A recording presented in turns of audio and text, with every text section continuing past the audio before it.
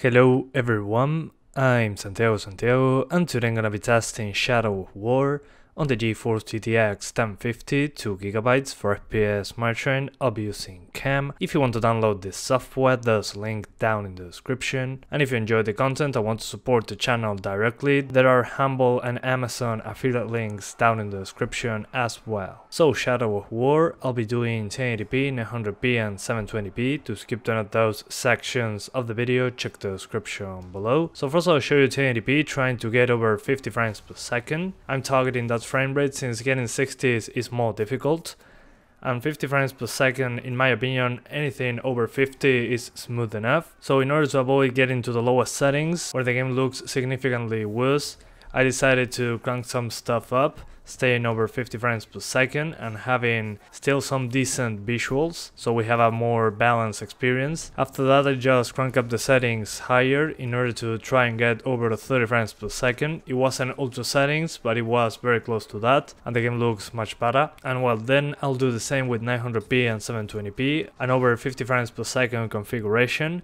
and then an over 30 frames per second configuration, which means higher settings. And that'll be pretty much the video. First I'll show you a fortress battle, which is more CPU bound, and then the benchmark tool, that when we go into places with a lot of foliage is more GPU bound. So you can see both scenarios, and you'll see at the beginning of each fortress battle that I drop below 60 frames per second on the tweaked settings. That's due to the G4560, the CPU is limiting the GPU, there are a lot of NPCs on screen, there's a lot going on. So at the start of the battle you'll see some drops below 60, but once you start fighting orcs and all that kind of stuff, the frame rate will stabilize since the CPU is doing less stuff compared to the beginning of the battle. So yes, not bad at all, it's completely playable. This time around the amount of options we have is very substantial. There are not that many options, but they affect the frame rate quite a bit. So first of all, if you want to get better performance, lower shadow quality from ultra to high, you can see at the right of the options what each option does. So for example, from high to ultra we get double the resolution of the shadows plus more shadow distance. So you know what you're tweaking when you are in the options menu, which is good to have. All the explanations, the memory usage, all that kind of stuff. Then mesh quality can also make quite a difference in performance, but there's more pop in when you're moving fast through the map. The vegetation range, I recommend lowering that as well, which gives you a good improvement in performance. And finally, if you lower ambient occlusion, it can help you with the performance a little bit. And one very cool option that I found in the display page from the options menu, you have the dynamic resolution option if you want to use it. What this does is you put the frame rate that you want to get to, and the game will dynamically change the resolution in order to maintain that frame rate. I tested it out and it works pretty well, but if for example you try on a 1050 Ti, I don't know, maybe ultra settings, and you get 30 frames per second but you want to get 60s, the dynamic resolution option at 60 will make you go as low as 720p. It's very noticeable. So I recommend using dynamic resolution if you are very close to your target, like 10 frames away, and want to get to that frame rate. Other than that, it's very noticeable when the game gets blurrier. So just test it out and see how it works for you. In all my videos I didn't use the dynamic resolution option, excepting on my GTX 750 Ti video, but that's because that's a lower end card. Overall, I really like the options menu of this game. It explains everything to you, what each option does and what part of your PC is affecting. So it's a pretty good options menu if you ask me. A lot of options, you can even turn off many of the heads-up display stuff. So yeah, kudos to the developers about the options menu. Anyway guys, that's pretty much it. I hope you keep enjoying the video. Thanks for watching and see you next time. Finally! This man-pig thinks he can take our fort! Well, we'll have his heart for supper!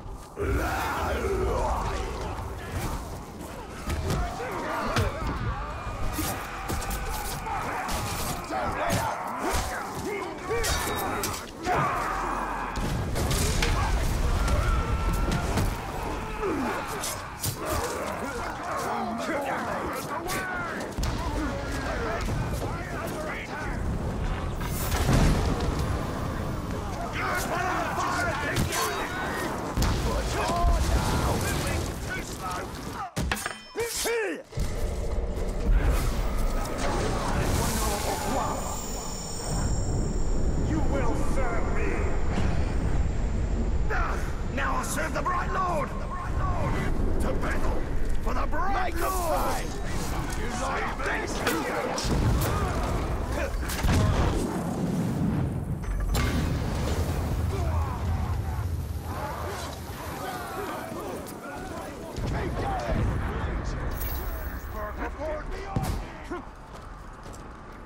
Give it to him!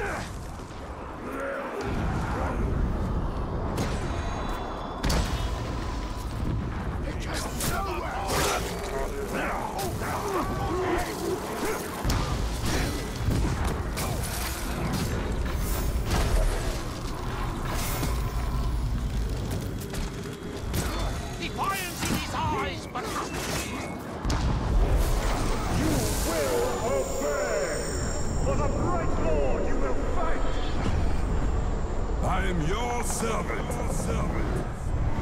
Ready. Like a abide.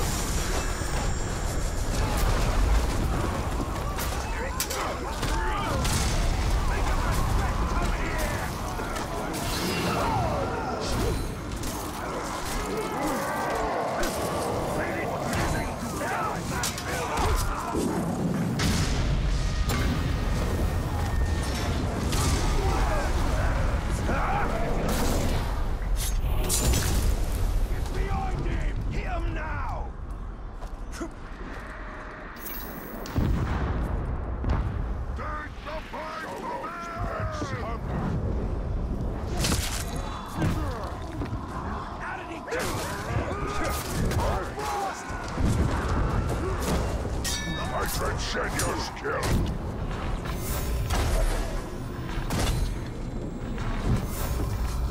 First blood.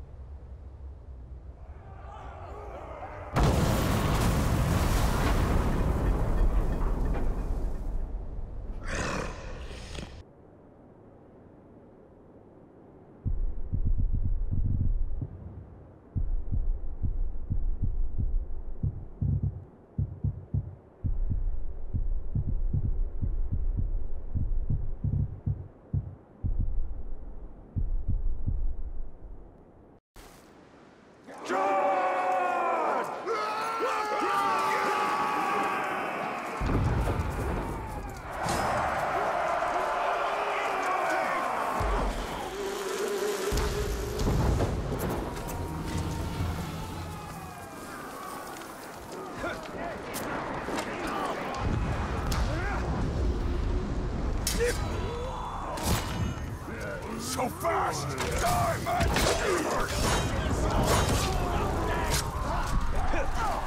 Play sharp!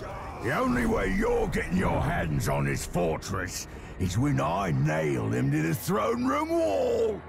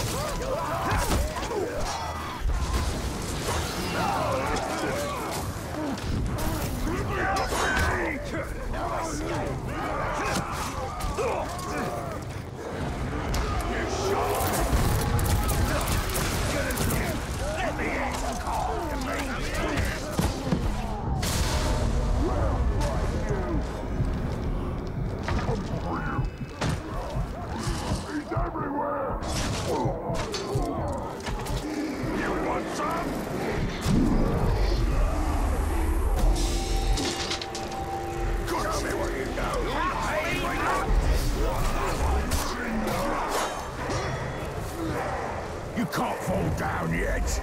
He's still got all your limbs.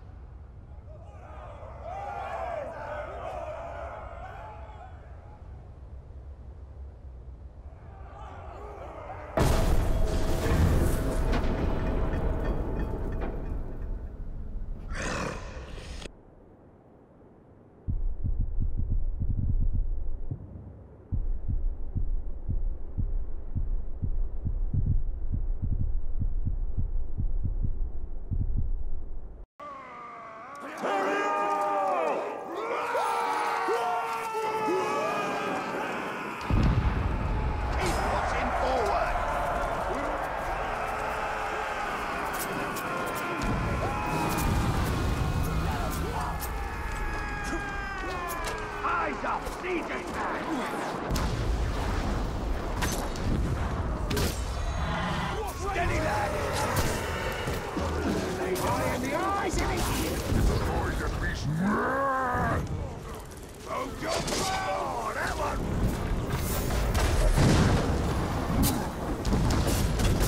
Shout on track! Watch the skies!